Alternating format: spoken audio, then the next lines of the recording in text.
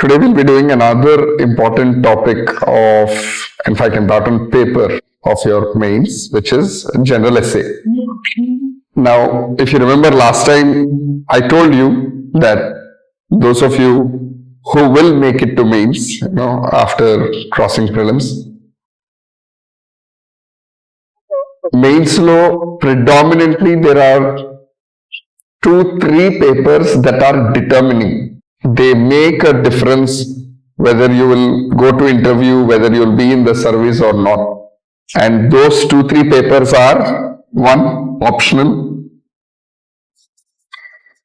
2, general essay; and 3, ethics.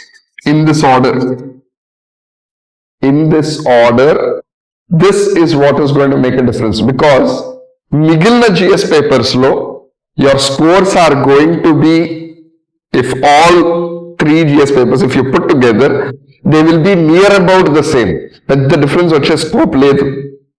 And then whoever is writing mains have all cleared prelims. That means they all have, compared to the lakhs of other aspirants, those who are going to mains, their GS is significantly better. That is why they are going to mains. So their mains, their GS will always be very similar. Really the differentiator between one candidate to the other is what scores you get in your optional, what in general essay and what in ethics. Now, most aspirants, most people who got through or went till interview, they will tell you that typically the time that you put for optional is about 50 to 60% of the time that you put for GS. Although GS has so many subjects and optional is one subject, we still put about the same amount of time, 50% of the time. The reason for that is, like I explained to you the last time, in optional we go to a much greater depth. We see whether you can ఒక problem ని మీరు చాలా సూక్ష్మంగా very detailed గా analyse చేయగలరు. So we are seeing whether or UPSC is trying to test whether the candidate is able to think deep and understand an issue, not just know a lot of things, which in GS you can know a lot of things and write your answer, or in prelims you can put this thing. But in optional, unless you really know something deeply, you will not be able to answer, or even if you answer, it will be a superficial answer and you will not get the score. So in optional, scores will vary significantly, which is another reason why people put a lot of effort here. While in GS, your scores will be, say highest will be out of 250, say 100, 110, whatever. And year this will change, but roughly I'm saying least 70, 75. So what is the range that you're looking here? You're looking from about 70 to, which is about 40 marks out of 250. 250 is the paper, no? So 40 marks ka farak. Here you will get a little more, somebody will be better in economy, somebody will be better in polity, it will get adjusted. Whereas in optionals, scores really swing. So you can have someone who in optionals can get both papers put together, 250 plus 250, 500 marks. Out of 500, somebody can get 180. Somebody can easily get 300. In fact, there are people who even get 150, 130, 110. Now look at the difference. Or even if you take, say, this is a more typical difference.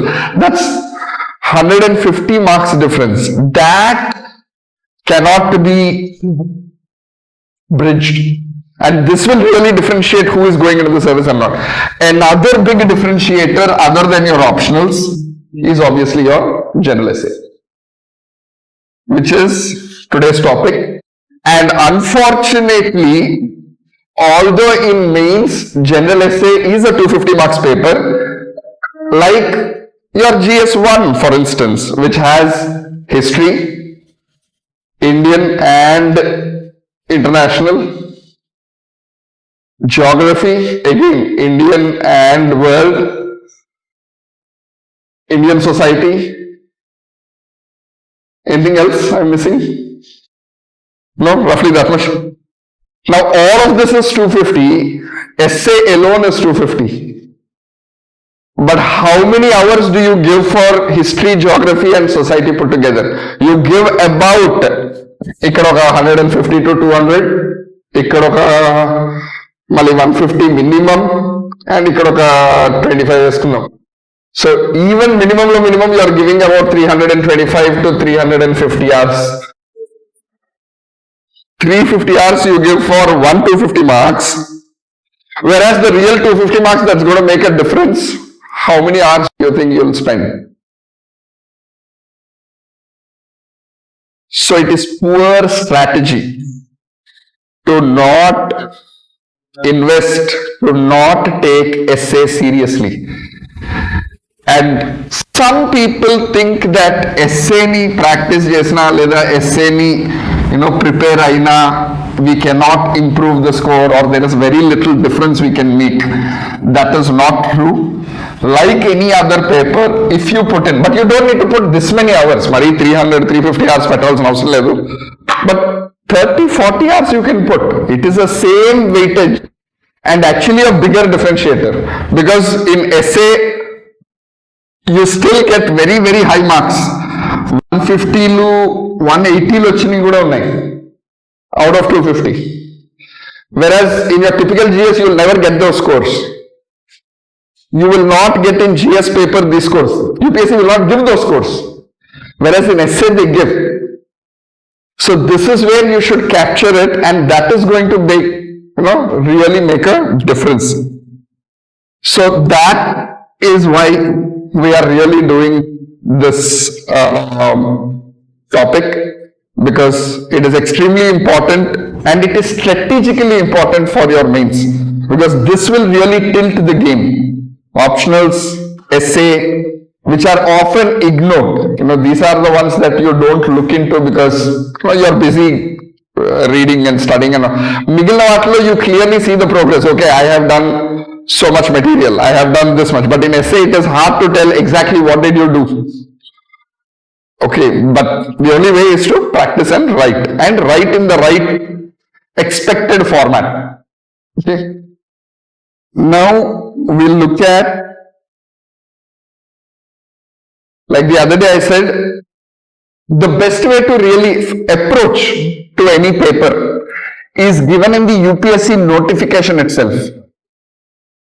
And that is your most reliable source. Again and again I am telling you, you are living unfortunately in a time and age where there is excess of information, not deficit. And in that excess you have to, like you pick a needle out of haystack, like a pearl in an ocean, you have to pick what is the reliable information, because every Tom, Dick and Harry can come and tell you some story. Now what is that reliable information? That reliable information is your UPSC notification itself. And the notification tells what is the reason for essay paper in the UPSC scheme of examination. If you notice, essay is a uniquely UPSC exam paper. You will not find essay in, say, most of the other exams.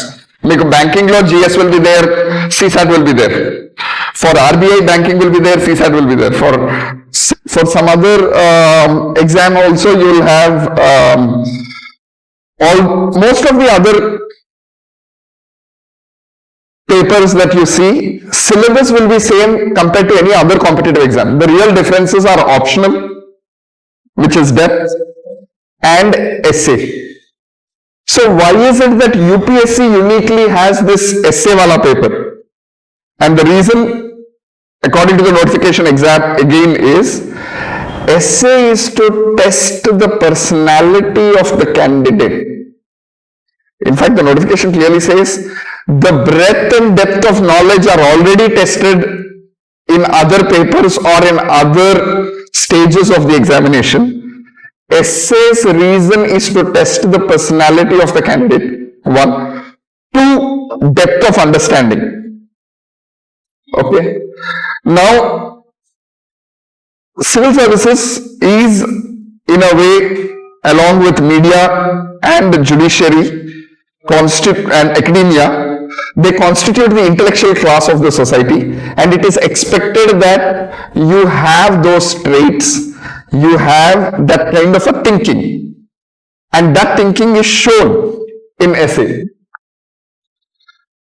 Now, again, I'm telling you, it doesn't matter. Please don't look too much or don't, overload yourself with unnecessary reels, Insta, YouTube, whatever it is that you guys watch these days. Don't overload yourself too much because it is much more easier today to get misdirected because of the excess of information. The notification, UPSC notification says, in essay, candidates may be required to write essays on multiple topics. Right now the pattern is 2 essays you have to write. They will be expected to keep closely to the subject. So this is one of the parameters on which your essay is getting evaluated. This is the notification itself is saying. So tomorrow when you give your essays to many of these, whatever online testing, centers that you send to, you never know what that fellow is evaluating you on. He may write what his comments. So you have to have the brain to see whether what he is evaluating are these parameters or something else. Okay? So first and foremost is keep closely to the subject. Now what does that mean? I will explain in detail what it means. But that is highest weightage is given to this. Keeping closely to the subject, to the topic, whatever is the question that you are attempting. Second, to arrange their ideas in an orderly fashion. That's the second. Now, unfortunately, what I see when I see a lot of evaluations outside centers, this is barely evaluated. The evaluators themselves do not evaluate this aspect of your essay, which means you have not been corrected, which means you've never learned how to really order your essay in the right fashion, and that means that's the mistake you're going to make. Because this has never been, they will tell you, oh, this point, you add an anecdote here, you add an example here, those things are not even there. What's the third parameter? To write concisely. These are the 3 big parameters. 1, keep close to the subject. 2, what is the way you are arranging your ideas? And 3, write concisely. Then these are the 3 big. Think of them like out of 250, 60, 60, 60. 180 marks for these. And then credit will be given to effective and exact expression. These are 2 minor parameters on which your essay is evaluated. అంతేగాని diagram ఉందా, Venn diagram ఉందా, example ఉందా, ఇంకేదో లేదా. As long as those things enhance your expression, as long as they are allowing you to more effectively express or more exactly express, or they are helping you to write concisely, then they make sense. Else why? You are not going to get an extra single point because you are starting your essay with an anecdote, or you are not losing a point because you are not starting your essay with an anecdote. I have seen some of your samples. I have seen some of those comments being written and they are misleading. You better be careful, which is why I am giving you the notification itself. Go back and check the notification. I picked it up from the notification and presenting it to you. What does keeping closely to the subject mean? The first parameter, remember? You guys now just started the journey. You are studying GS. You'll study history, you'll study economy, you'll study polity, geography, whatever. You'll gain lots and lots and lots of knowledge. And suddenly one topic is given. What topic? Change is the end result of all learning. Let's assume that is the topic. Change is the end result of all learning. This is the essay topic. Now, what are the keywords? Change, learning. Very, very generic words. Learning ante education, experiences kuda I don't know whether you guys think or not. Then education, formal, informal, formal, primary, secondary, tertiary.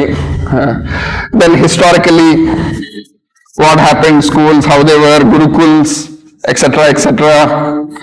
Economically, some people advantage, some people whatever. So you know a lot of things. You know economically privileged sections, educationally backward sections. There's that. You know a lot of GS.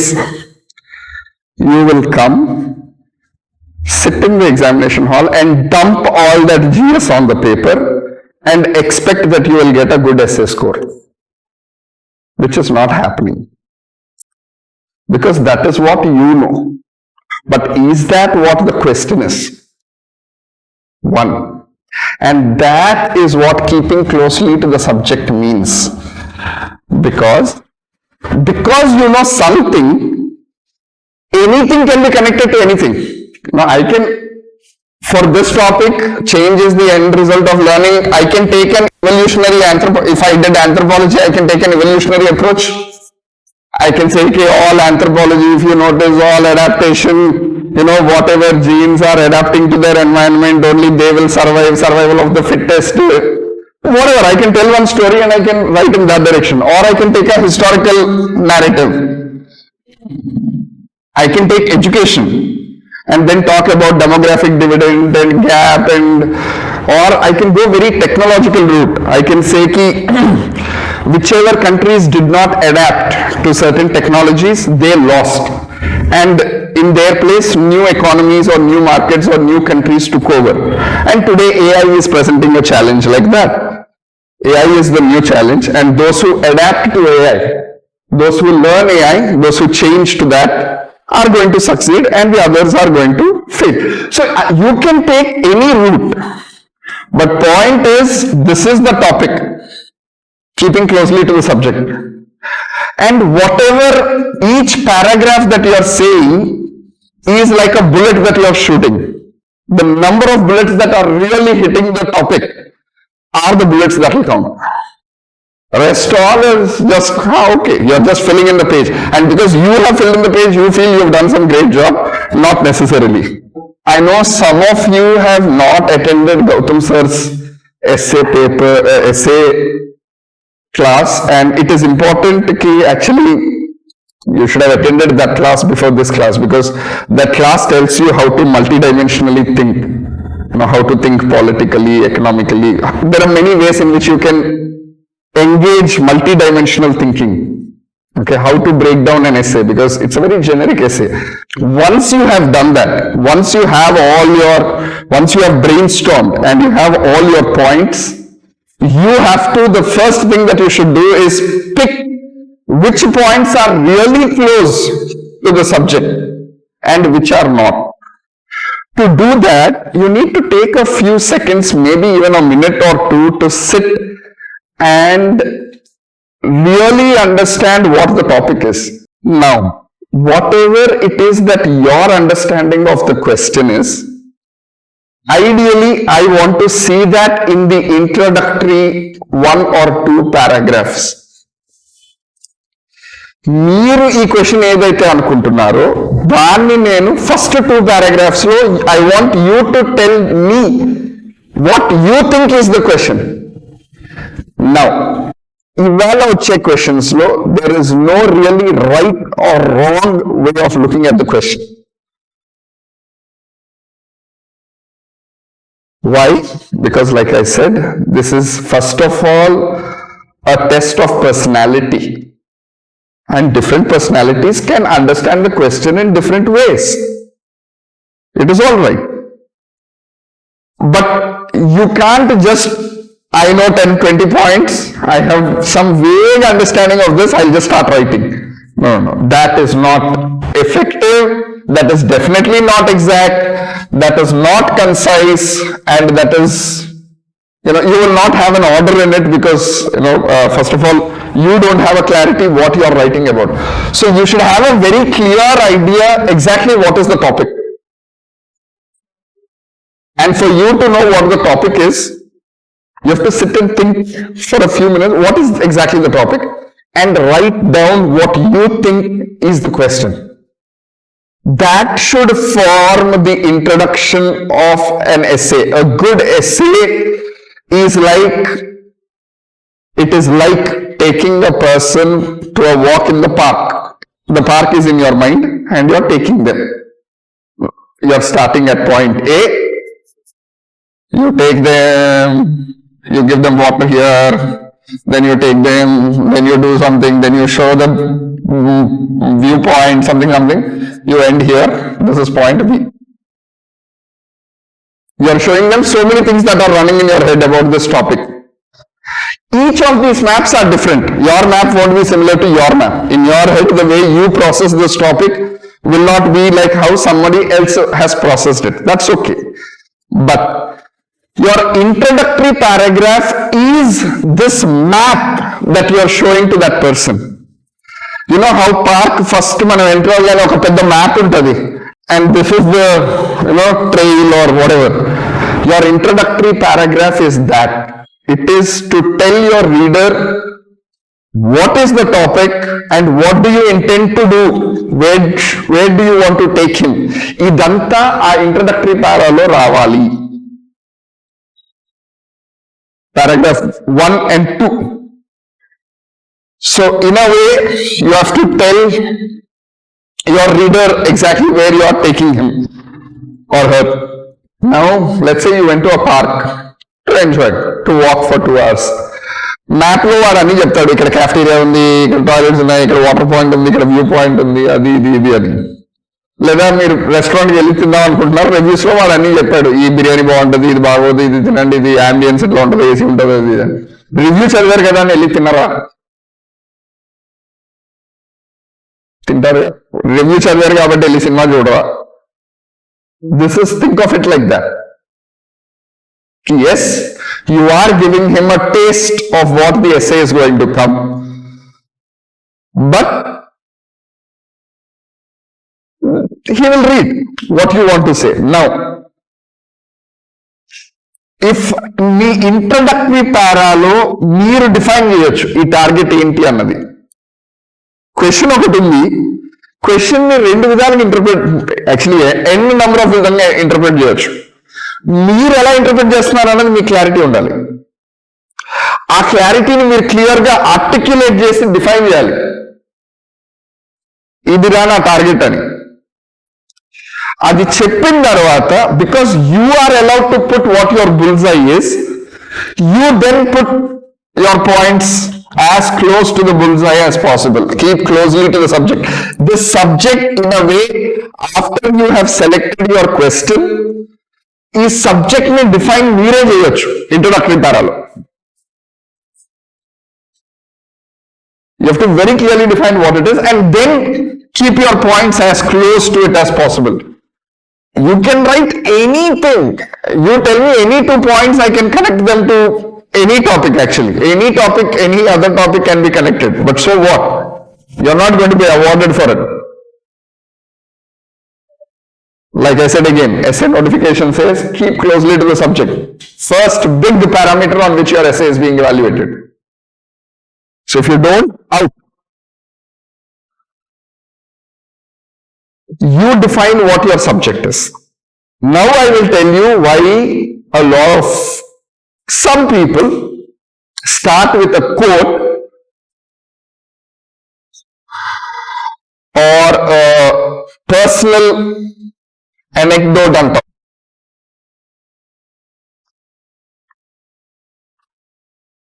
Or maybe another story also will do, fictional story, or even myth for that matter. Now you will see a lot of, including myself, I used to typically go for quotes because I was decently read, I knew enough quotes, and when I read a question, instinctively whatever quote I felt best explained that situation, or sometimes it could be 2-3 quotes, then I would try to find which one is the most apt. There was one essay where I did not find a quote actually. It was on colonialism and I made up a quote. That's a different this thing, but it is possible. I'm just saying whatever comes to your mind. I have read very good personal anecdotes. Once you have a story, they will write personally, especially women education, women empowerment, ఆటల్లో మీకు typically stories వింటారు. Okay. Also, I have seen female candidates tend to write more personal anecdotes in their introductions. Okay. Now, the reason why a lot of candidates do this is because they think GS lo manam data and avi istunam kada. To separate the essay paper from the GS paper, you think giving a quote or a personal anecdote or story will do. That is the differentiator. No, it is not. The reason why a personal anecdote is given or a quote is given or a story or myth is given is you don't want to define the subject too tightly. మీకు ఆ question ఏదో అర్థమైంది. ఇప్పుడు నాకేం అర్థమైంది అన్నది నేను introduction లో చెప్పాలి. I have to tell what I have understood.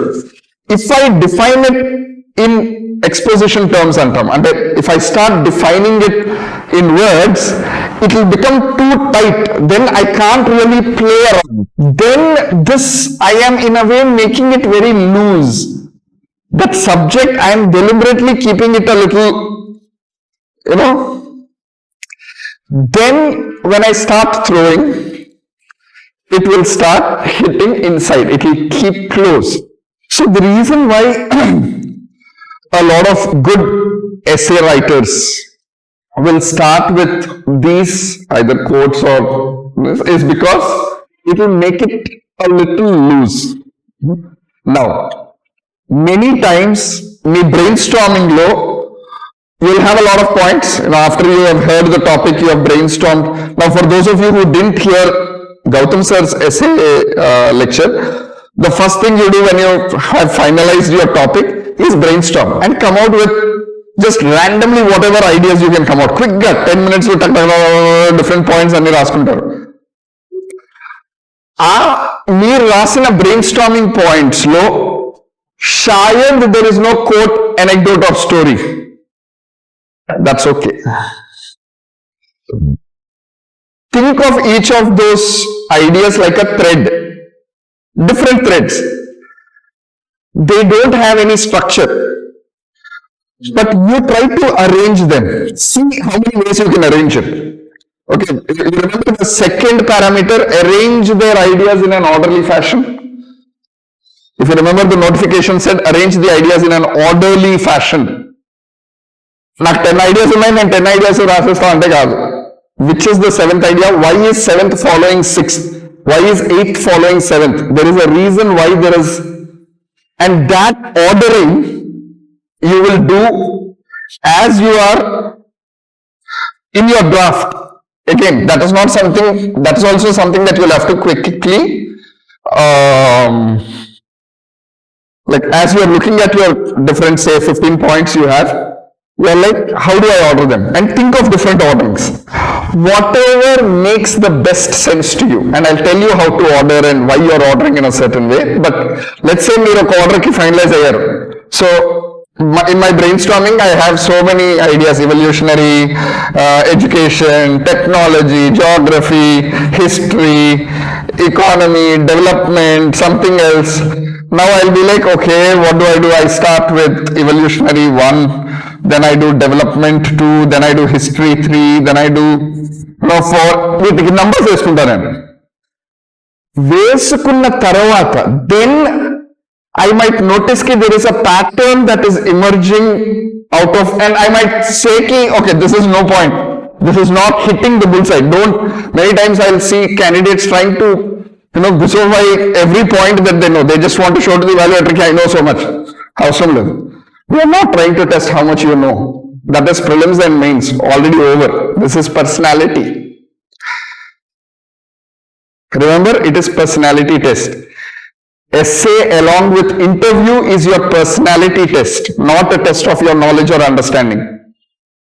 Now, I will say, okay, this point is not needed, this point is not needed. Now, these are the points left, 5 and 6. I have ordered them. Then I might start getting a clarity, okay, this is what roughly I want to say. Once I have a clarity, now I will decide, is there any personal story that I can experience, or story, or a story that I have heard, or those Chinese proverbs, or those Amar Chitra Kadalo untaru chusara. Because see, ఈ Amar Chitrakatha, Chinese stories, Arabian Nights లేదా మహాభారత రామాయణ ఈ myths ఇతిహాసాస్ పురాణాస్ Bible Quran whatever. The reason why those are good introductions is because those are stories that have withstood the test of time. జాతక tiles కానీ అమర్ చిత్ర కథ కానీ పురాణాస్ కానీ ఫోక్లోర్ కావచ్చు క్లాసికల్ కావచ్చు ఒక భారతం తీసుకున్నా ఏది తీసుకున్నా ఒక బైబిల్ తీసుకున్నా they have withstood thousands of years of ఎన్నో text human beings write in every generation. So many get lost, only few remain. They have remained because they have remained relevant to every generation. So every generation is trying to weed out, is trying to filter out everything that is not necessary. For every story that is remaining, there are hundreds of stories that are lost. You can't find them anymore. But if these stories are remaining and we are telling each other these stories, that means these stories have touched something very fundamental about the human nature or about human condition, about the way we live. That is why these stories have remained relevant even today. And because they are so deep, because they are so fundamental, remember I told you, I want to keep your this thing as wide as possible. I don't want to make it too narrow. Those stories, because they are so fundamental, in a way it gives you little space, it gives you little scope. Or the reason why we ask you to write personal stories is because every essay, most of you will write GS only at the end of it, and because it is GS, they all look similar. What makes your essay stand out from somebody else's essay? It is that story, your personal story.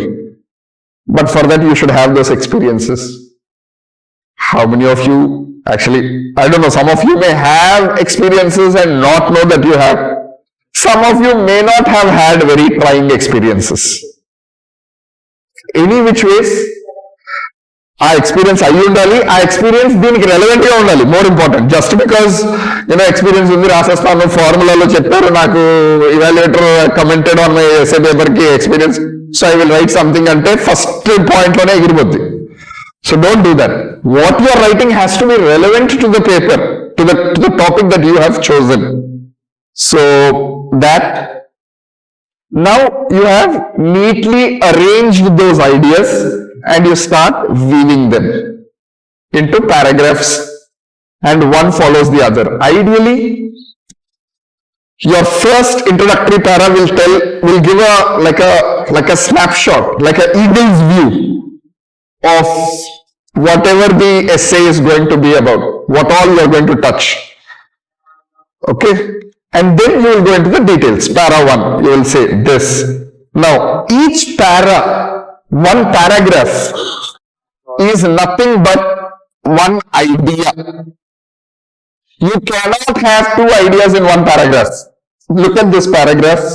A friend of yours has written this. Change is not a one, for that same topic, change is the end result of all learning. Change is the end result of all learning. That is the topic. There's one para in which she writes, change is not a one-time process. It is an ongoing process where people thrive to acquire new skills and knowledge to get adapted to the society. At the end of that, the knowledge you acquire will become the demand of the society. Now if you notice, now this is one para. She wrote, I think, 2 sentences in this. Yes, this para has 2 sentences. One is, actually, para కొద్ది complicated ఉంది. Let me take one paragraph before that. It is, in the society where technology is advanced, the changes in typewriters or computers must change and adapt to new skills and upgrade their build and learn according to the demands of the society. So basically this is one sentence. Yeah, because the earlier paragraph is different. Yeah. Now see, this is one sentence because there is no comma, there is no full stop. In the society where technology is advanced, the change in typewriter or computer must change and adapt to new skills and upgrade there and build and learn according to the demands of the society. Now, one, I roughly get what the point she's trying to make. I don't know how many of you got what she's trying to make. I think she's trying to say that as the technology is growing, we have moved, society has moved from typewriters to computers. And when this technology has moved like this, your skills also have to upgrade because typewriting is one skill, like being able to operate a computer is another skill. I believe this is what she's trying to say. Skills also have to be upgraded accordingly.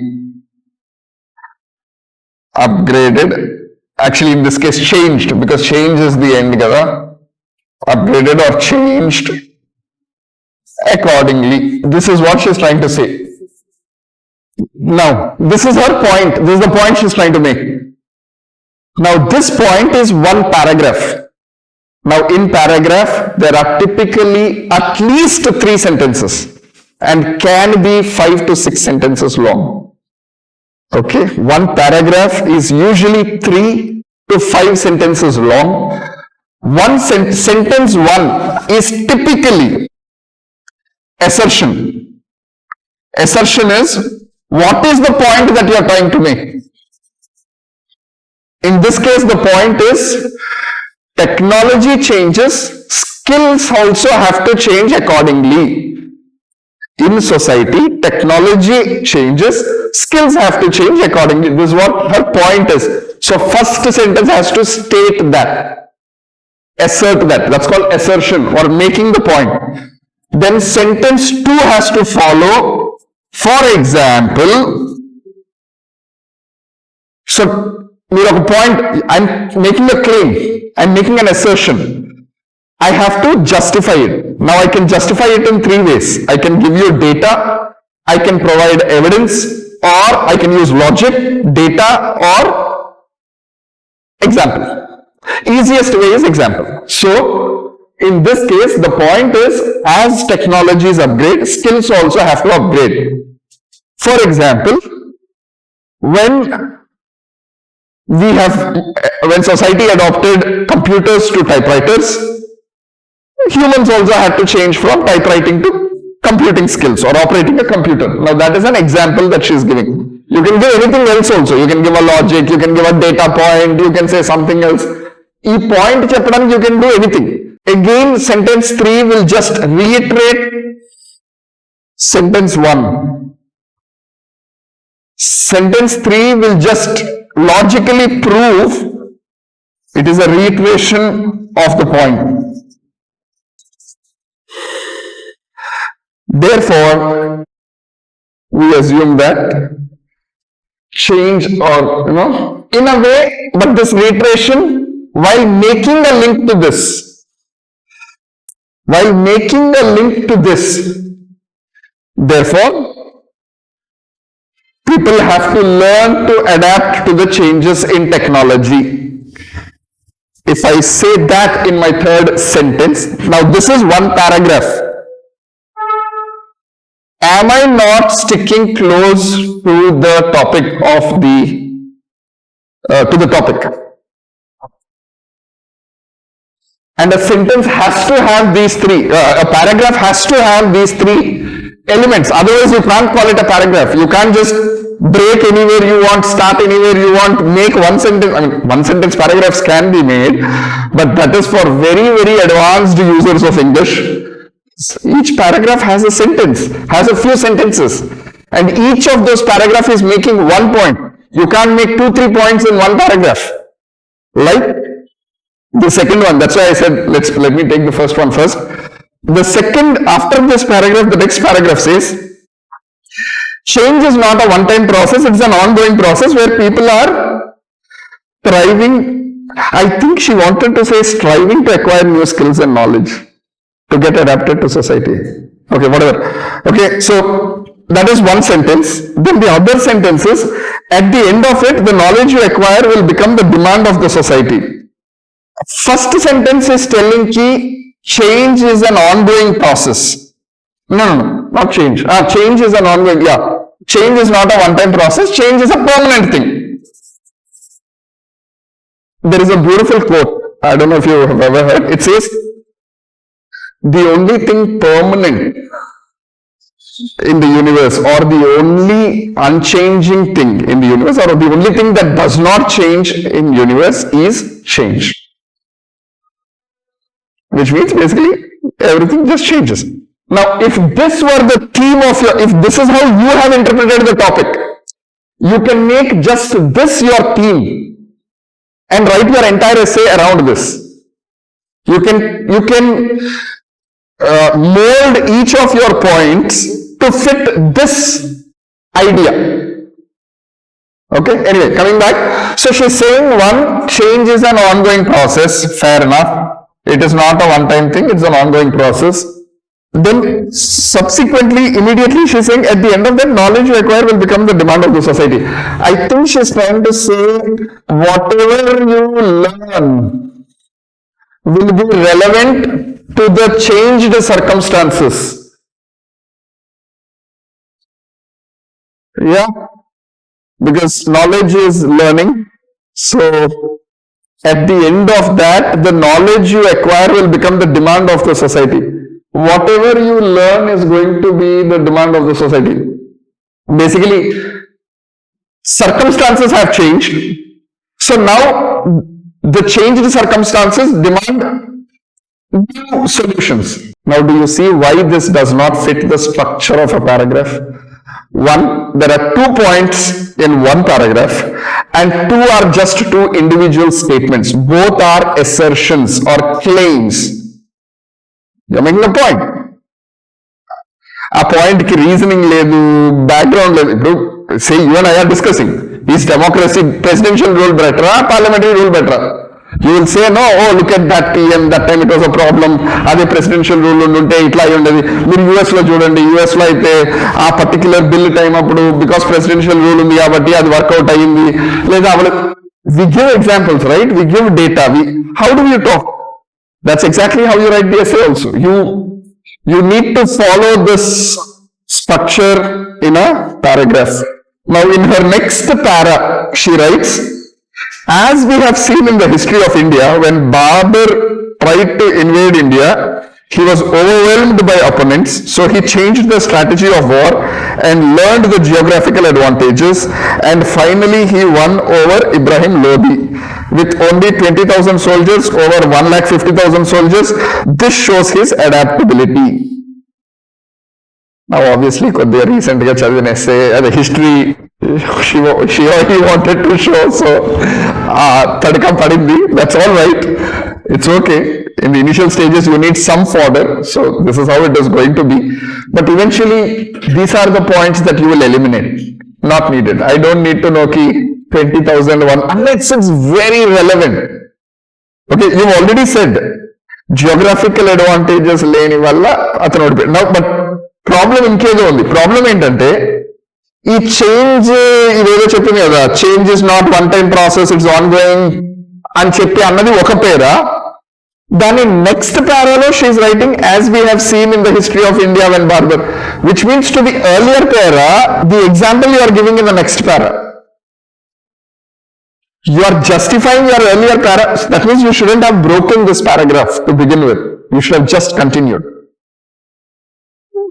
Do you get what I'm saying? Then this would have made a good paragraph. Now, what does it mean to arrange the ideas in an orderly fashion? ఇప్పుడు ఒక paragraph చెప్పారు, హిస్టరీకి వెళ్ళారు, ఒక మంచి example ఇచ్చారు, బాగుంది, good. దీని తర్వాత వచ్చే next point, your next para should in some way be related to this para. It can't be another new point. Unrelated గా కాదు, దీనికి దానికి ఒక లింక్ ఉండాలి, which is where either sentence 3 or అందుకే అన్నా నేను typically 5 sentences ఉంటాయని. Sentence 4 లో is a link to this and next para. This is a linking para. ఎట్లయితే వేరు వేరు థ్రెడ్స్ ని మనం జాయిన్ చేస్తామో ఇక్కడ this sentence will join this para to the next para. ఒకటి నువ్వు సెంటెన్స్ పెట్టి చేయాలి లేదా లాజికల్ గా ఉండాలి. For example, say changes the end result of all learning. Again, Gautam sir must have taught you. One of the ways in which you can arrange your essay is going from local to universal. Local to universal. Okay, now what is local, what is universal? Local or individual అనుకోండి, individual. Now ఈ topic ని నేను ఒక individual లెవెల్లో దీన్ని analyse చేసి చెప్పొచ్చు ఒక పాయింట్. ఫర్ ఎగ్జాంపుల్, నీ జీవితంలో నీ goals changes the result of all, changes the end result. If you are learning as an individual, you have to change and adapt to be successful, because change is constantly happening. That I will tell at an individual level, and I give a few personalities examples. Now for this I can start with Kalidasa, oka donga, he changed and he became the writer of the greatest epic, one of the greatest epics ever written. Okay, so I start with a story because it's a universal story. It's got an appeal, it's got a ring. I start with that. I'm trying to tell the theme of my essay is going to be how change happens, change is the end result. As I learn, I have to change. Then I may talk about few other great personalities like Gautam Buddha. How he has changed in the journey. He has learned of suffering, he has learned of something else, and how he has changed. Ashoka, a battle has changed him. He's learned that suffering and this thing, and he's become compassionate, Begum, whatever. I'll have one individual examples. Then I will jump to families. I can give examples in economics, corporations. Okay, for example, Kodak, chala classic example idi. Kodak cameras వచ్చాయి, మీకు గుర్తుందో, you might be too small, young kids.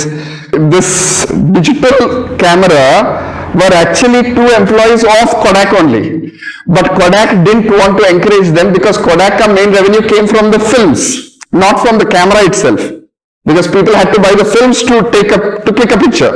So they shelved the project. Those guys went to some other company, they built, digital camera took off, and today the biggest brands where you don't hear Kodak anymore.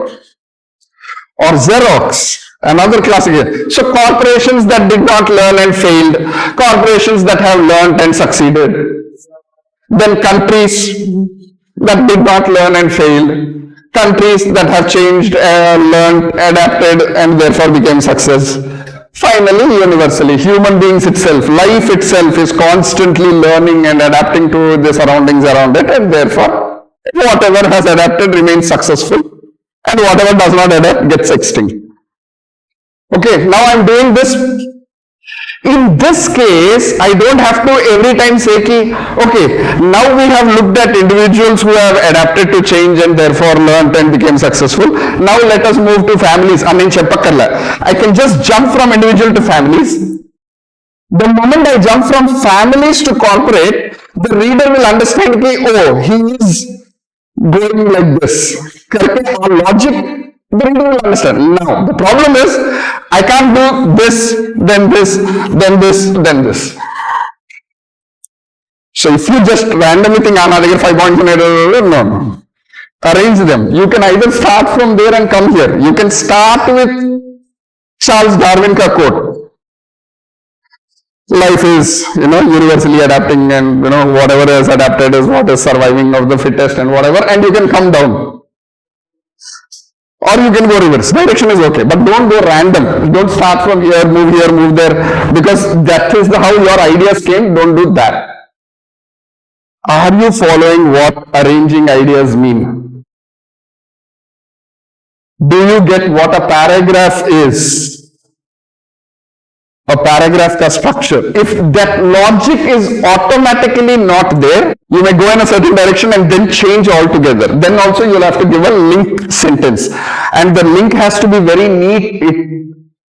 The link has to make sense in this paragraph, but should also make sense in the next paragraph. Now, I know that you guys have not been taught in schools to write like this, which means this is going to be a huge exercise when you are beginning to write essays, and that is okay. I will give the instructions to let you write your initial essays for more than 3, maybe 3.5 hours, whatever time is needed, because you getting used to writing like this is more important than finishing the paper in 3 hours. Like I said, others are going to, you are going to put 350 hours for one paper. Why can't you put 35 hours for this paper? Right? Now, what is the third metric? We have seen what is writing, sticking close to the point. What does the third metric, keeping close to the subject, arranging the ideas in an orderly fashion. You guys are getting this much. Now the third one is to write concisely. Now what is writing concisely? Writing concisely has two dimensions to it. One is writing effectively and using the exact expression. Now what does that mean? Now before I go there, let me ask you something. Asala, why is so much emphasis? And this is what is also going to happen in your interview, although it's too early right now to discuss about your interview, but there are two kinds of problems that humans face.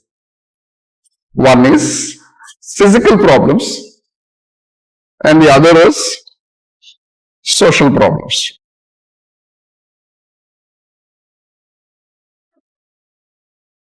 Problem. Rain flooded the river. What is the solution? We build dams. Or your artery got clogged. We devise a medical instrument that will, and a surgery through which we open. Now those are physical problems. We solve them through science and engineering. Unfortunately, with humans, for most animals, this itself is a miracle. But for humans, this is the easier part. The real challenging part are the social problems, like inequality,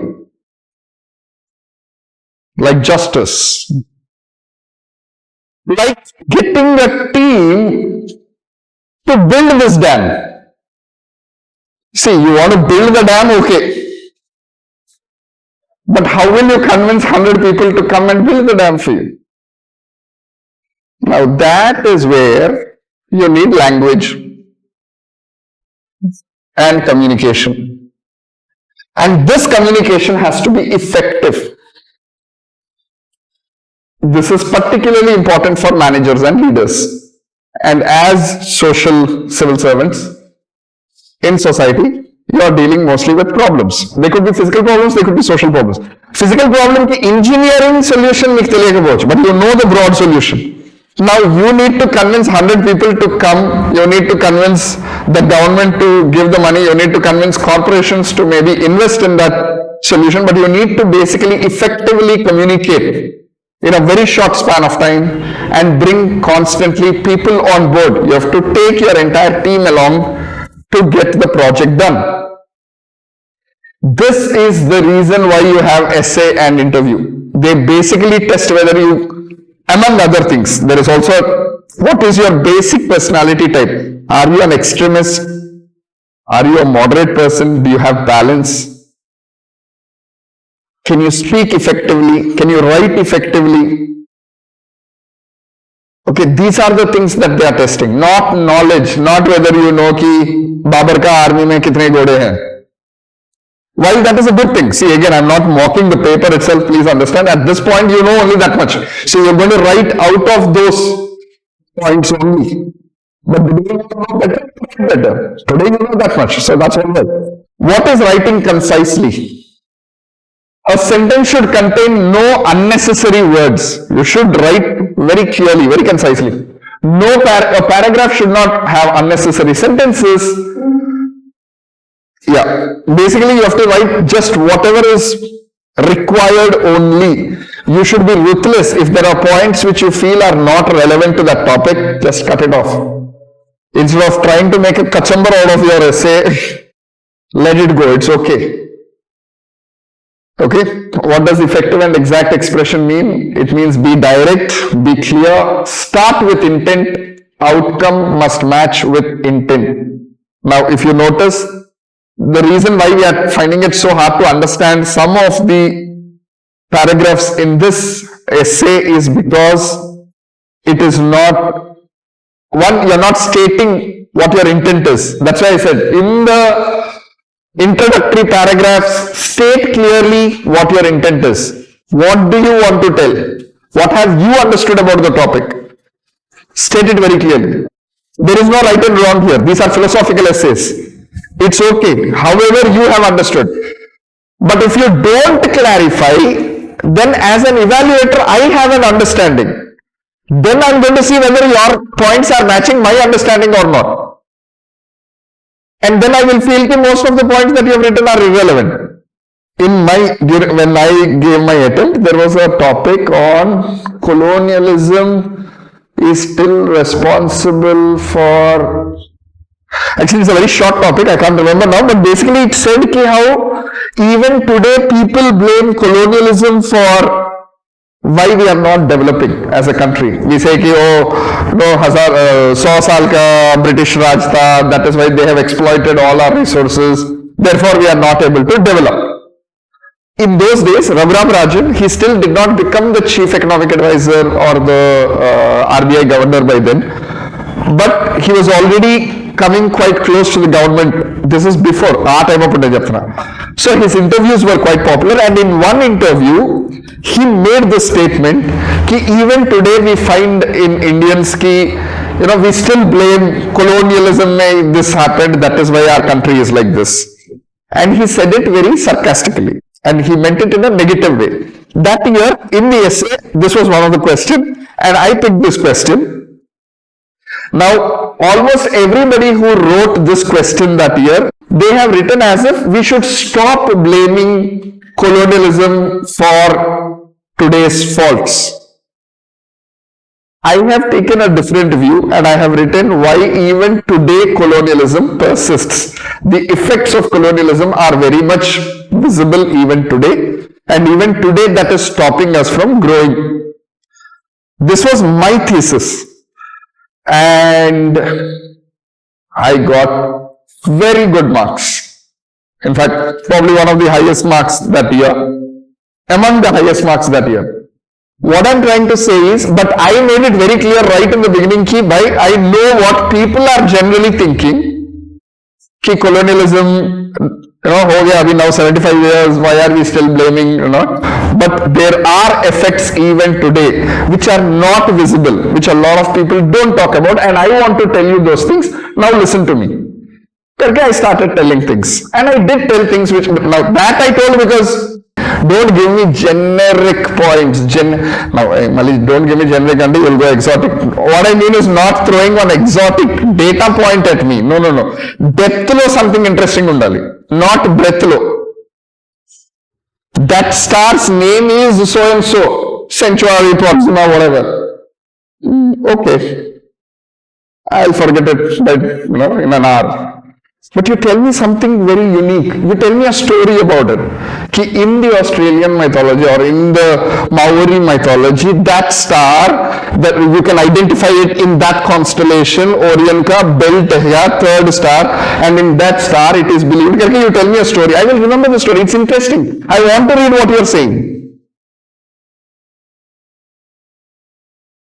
Both are exotic only. But you get the point that I'm trying to say. Throwing data points at me will not fetch you marks. Tell me something interesting. Tell me something new. Which is why again, a lot of toppers do go for personal anecdotes, because personal anecdotes do have that ring. It is unique to you. Nobody else has that experience. But ఆ experience కొద్దిగా రిచ్గా ఉండాలి. నేను వెళ్తున్నాను, అక్కడ చెడ్డీ లేకుండా ఎవరినో చూశాను, వాడు చిన్నపిల్లోడు పాపం వాడికి నాకు ఇట్లాంటి స్టోరీలు కాదు. Little bit, it has to have some interesting twist or turn or, a perspective to it. It can't be just a generic another story. So, basically first, choose your topic wisely. I was lucky that I wrote at a time when we used to choose 1 out of 8 topics. Now you guys have to choose 2 out of 8, but 4 low 1 and 4 low 1. This is one thing which I don't agree with UPSC. This one change I feel is not really good because UPSC's argument is problem ఏంటంటే కొద్దిగా తప్పుదారి వెళ్తే essay links, and that is essay is too determining a paper to, it's too much of a gamble. At least with 2 essays, even if one has gone wrong, derailed, the other one will back. That is UPSC's the thing.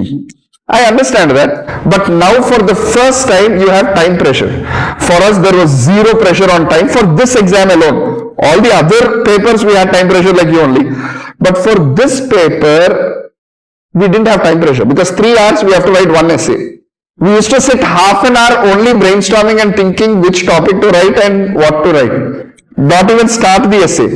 In 2 hours finish the essay, half an hour again sit and just correct and whatever. We had plenty of time basically, which I feel reflects your personality and your depth better. But now you don't have that much time. It is still more relaxed than your optional or your GS, but it's not as relaxed as I would have liked it to be.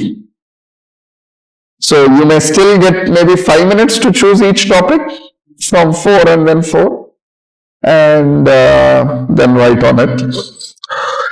During my time, we were advised not to pick topics close to our optional. But that is because in those days, GS topics used to come. Today, you have anyway philosophical topics. Good riddance. I always used to feel because GS topics, candidates started writing more and more. And sometimes it is hard to tell whether a reader is impressed because of a data point or because of depth. It becomes really close.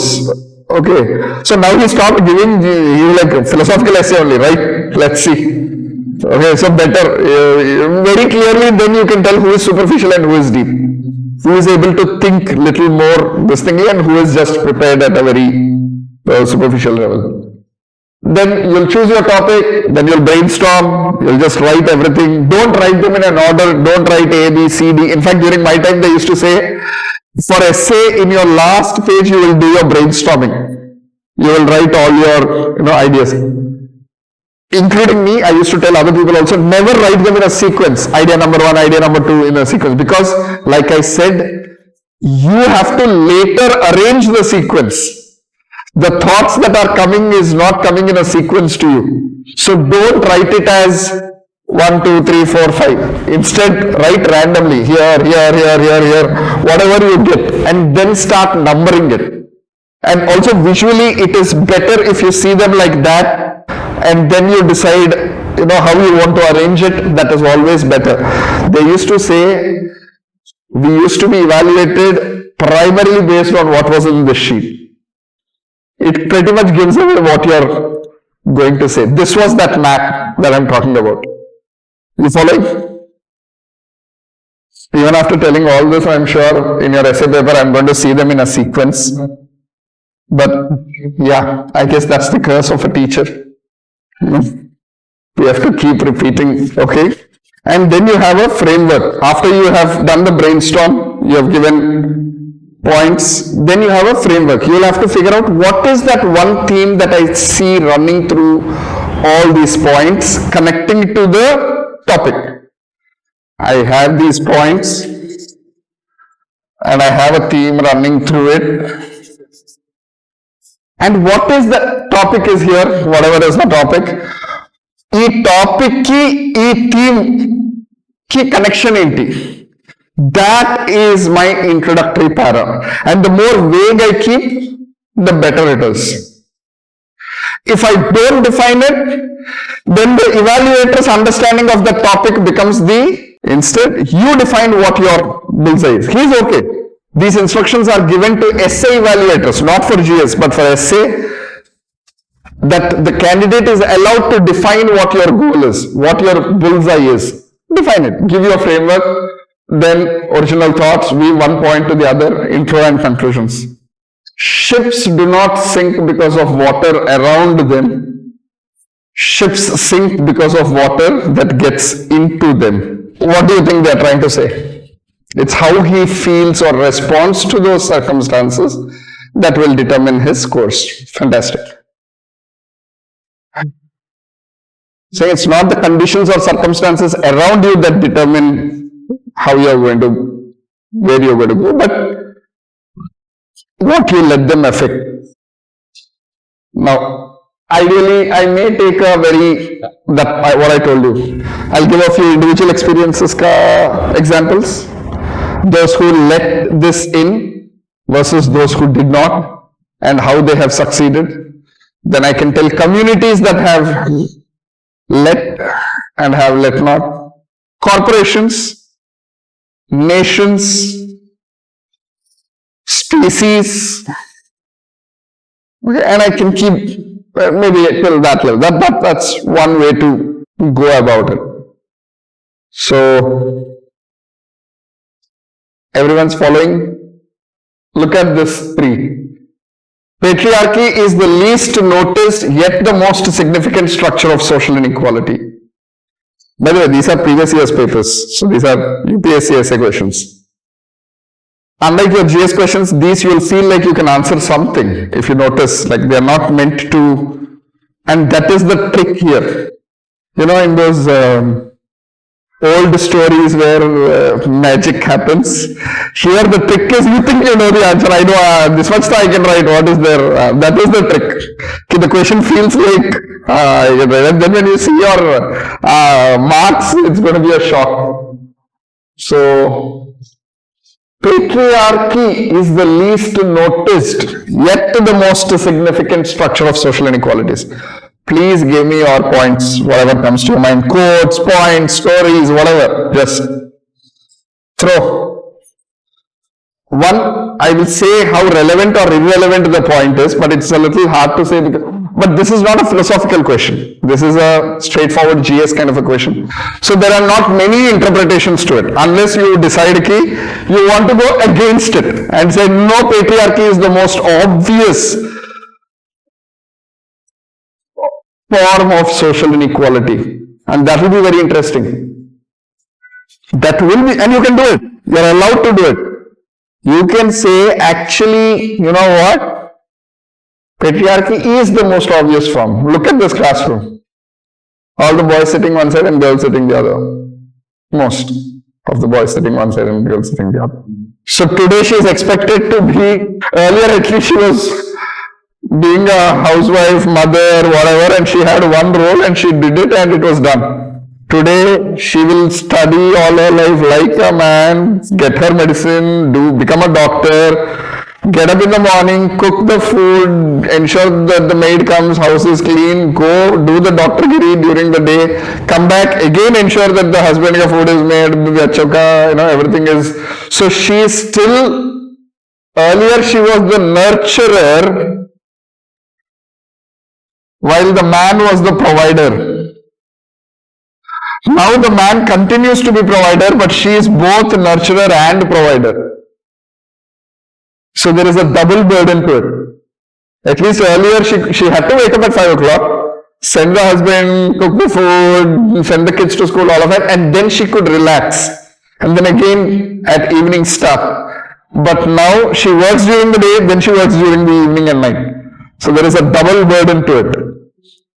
Saying that the change has to be attitudinal, yes, that is what ought to be.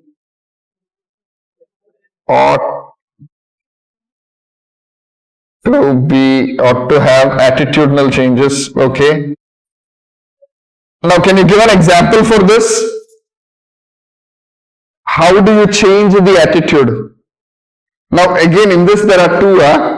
One is to respect women,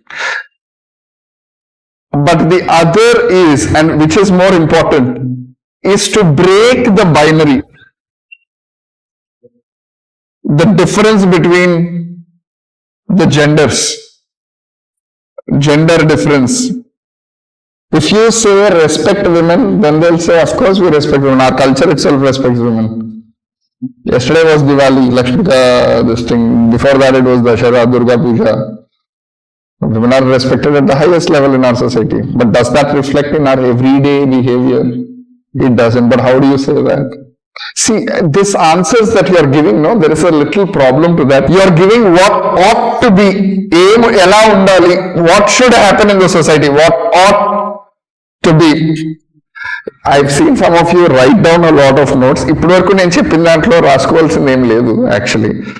Probably paragraph ka structure, you may want to remember how to use sentence 1, sentence 2, sentence 1. Other than that, this is something please note down and later Google and understand what is the difference between ought to be and you should mostly, your essay has to revolve around what is. What ought to be can be a final concluding remark. Finally, we want women to, what did you say? We want attitudes to change and respect women, and you are saying that their work should be valued. That's one paragraph. Conclusion, no, what ought to be we can tell. But essay is expected to show what is happening in the society. And the more deeper, the nicer you throw the points, the better it is. The more engaging is your conversation, your story or your essay, the better it is. So, for example, now you want to change this attitude. How do you change this attitude? You have to break this binary. First of all, there is a difference between male and female. Where does that difference begin? It begins when you go to somebody who just delivered a baby and you ask which gender they are, and because it's a baby girl, you take a pink dress, and if it's a baby boy, blue, black, whatever, but at least not pink. From there it starts. And if you state this, that the attitude starts there, you've in a way impressed the reader. Like, sahi bola. Okay, so there has to be, now any point that I give you after I have given you, it will feel like, okay, like none of the points I will give you some exotic, some data point that you don't know. But it is just that, I would have started this story with, for my current affairs, literally, my essay might start like this, okay? My first words, my introductory para. In the course of my preparation for UPSC, for my current affairs, I follow a channel called The Print, in which, of late, there is an advertisement of a mutual fund company, in which, in the beginning of the advertisement, the son comments that his salary has increased and he asks what should he do with that extra salary. And the mother from the kitchen responds, and I will write it in Hindi, "Beta, mutual fund mein invest karna." End quote. And he says, what? Samajh mein nahi aaya. And then the tone changes to the father's voice and it says, "Beta, mutual fund mein invest karna." And he says, "Ab samajh mein aaya."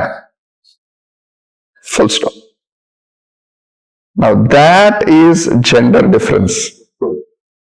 Can we somehow imagine that financial decisions are taken by the male? Okay. And how that, then we can go into other things that you're saying, women's work have to be valued, or whatever. Like, literally, this can be your starting, because now, for me, that is, of course, that did not come when I saw this, but now that we've come till here, that ad came to my mind. For a long time, it's only recently that they started showing. In fact, they are now making a big deal about it. Ideally, they shouldn't, but okay, Indian masses, we can't help it. Or by Indian masses, I think gender stereotyping and gender roles are there across all cultures and countries. Who puts clothes in the washing machine? Does washing machine know a gender? Then why is it that predominantly across the world, not just in India, but definitely more so in India, it is mothers and women, if there are both genders. If there is a male alone, he will cook, he will clean. And why? The footwear that we wear, we all have feet, we all walk, none of us are athletes. Why is it that certain footwear is more comfortable to walk and run, whereas certain footwear isn't? One gender ka footwear allows you to walk and run comfortably, whereas another doesn't. And that means if there is a running bus that I have to catch, one person manages to catch it and the other person doesn't.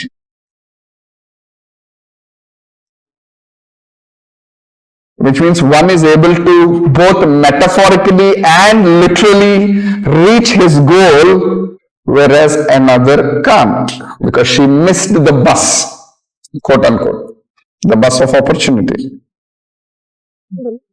She can develop in your everyday listening. So I might actually argue, I may have gone against this. What I am saying, it is not visible. It is the most visible social inequality there is.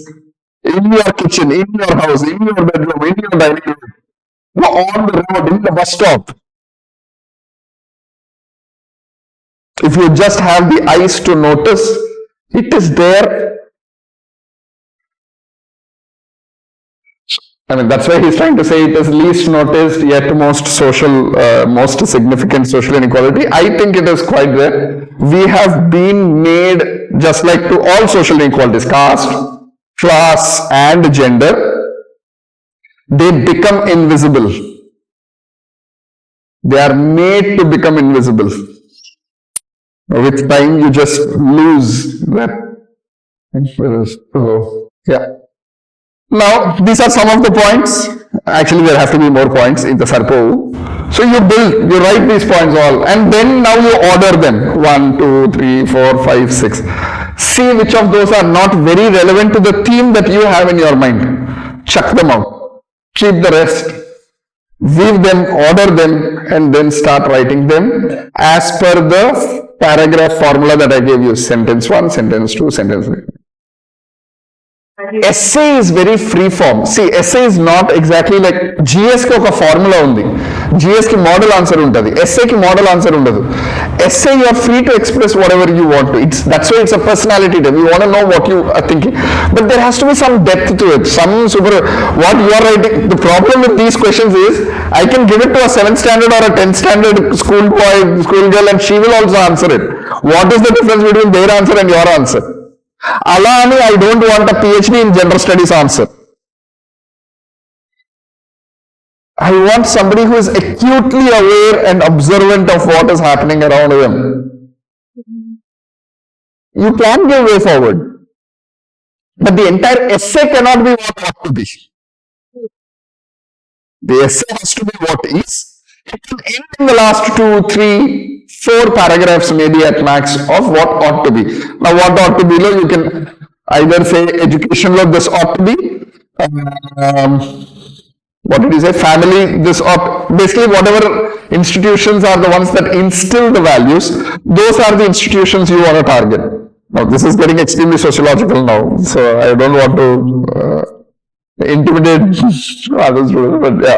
You don't have to use these words. These are very sociological terms that we are using. You can use it in whatever words you want to say. Point is the idea, not the word. If you have the language, well and good. If you don't have, it is still okay. Sociology gives you the language. That's a different this thing. But even if you don't have, it is all right as long as you have the idea. In GS, I would say don't go against this thing very easily. Like, don't do that kind of errors, because, like I said, it has a model answer and you are expected to give the data points, maternal mortality rate, కొన్ని అయితే మీకు ఇవ్వాల్సి ఉంటుంది. Of course, maternal mortality rate will not come under patriarchy, sorry. Education, labor force participation rate, కొన్ని ఉన్నాయి. ఆ data points you are expected to give for something like this. If it's an Indian economy paper, yeah. Assembly membership, yes. అంటే again, only if it's in GS, not in essay. Not in essay, because in essay, focus on that social inequality. Like, go deeper, I know the word deeper ante enti malli. What does even going deeper mean? So, I get it. Right now, it might be a little difficult, but as you read, as you learn, you'll realize that some things are just broad but shallow, whereas some things are deep and profound. I would say, unless it's in GS, don't go against the question. Like, no point. You have to justify. If you think you can justify, please go ahead. That's a very interesting take. I'd be interested. You can't say something and not justify. The whole point of an essay is, think of writing an essay like, you are the leader, you are the manager, you have a team, you are trying to convince them. This is my vision. This is why we should do it. Why will they get convinced? Why will your team, why will your reader be convinced with what you are saying? Currently for you guys, you have to give multidimensional. Because remember I said, there are no rules. Each of you have your own style, your own preparation, your own, in this essay, for example, you have your personality type, you can interpret it the way you want to. But there are some fundamentals. And at a very advanced level, it is possible not to give multidimensions and write, but you are not there yet, which is why I am not having the courage, the guts to say, so for now, you have to give multidimensions. You can take the dimensions from the book. You can use some of the, you can say anything with anything. You want me to prove the reverse of it. Patriarchy is most noticed, but is actually equality. We can do that also. I can sit and tell you why 10 points, very convincing points. Why actually there is no patriarchy. Actually there is a lot of equality. You can prove it. Anything can be done. It's all how, but that's what you need to, once you have a certain fodder with you, a certain amount of knowledge in your repertoire, in your reservoir, you can then use them, take them, you can, make shapes out of it, do whatever you want to do out of it. But for now, I would say, unless you have a multi-dimensional essay, single dimension lo anta utna nuance leke aana, I don't trust that you guys are there yet. Your starting can be whatever that quote is, a man who has a how can survive almost any this thing, So basically, if you have a meaning, then you can endure anything. You will very, live through anything. But they say that's actually Nietzsche's quote and not Viktor Frankl took it from Nietzsche. So whatever, Nietzsche, frankly, readers don't care that much, which is why I made up some quote and put Tagore ka naam. I was pretty good with my Tagore, so I knew what Tagore said and didn't say. So I wrote something and just added Tagore in the end, saying ki Tagore said it. I know he wouldn't have read all of Tagore's works to tell exactly where did Tagore say. It sounded very much like Tagore, so I just used Tagore's language, used Tagore's word. Tagore ka idea hai. I summarized it and made a quote and put it. Do you have to do it? You don't have to. Again, I could do it because I knew enough about Tagore, or I have a pretty good handle on Tagore and Ambedkar, those two thinkers. So then yes, otherwise don't pull such stunts. You have to state it key. And now, the better you are able to state it, because it's a complex idea. Now, that is where the nuance lies. I can say, patriarchy may seem like it is not noticeable, but it is actually all around us. Now, the word for all around us is ubiquitous, or it is all pervasive. And that is where it may seem like it is not visible, but like light that makes everything, it is also, whatever language you want to say.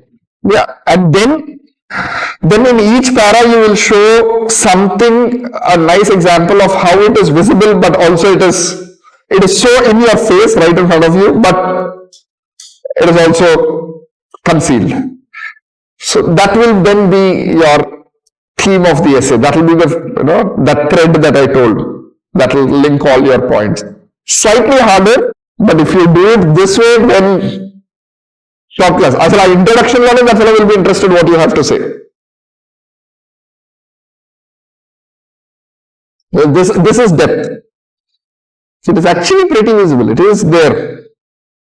Your conclusion will be key. You can give a ought to be conclusion. You can say therefore what ought to happen. What you said, therefore we have to teach. You have to break these stereotypes or whatever. You can, again, conclusion can be anything. You can conclude what you started only.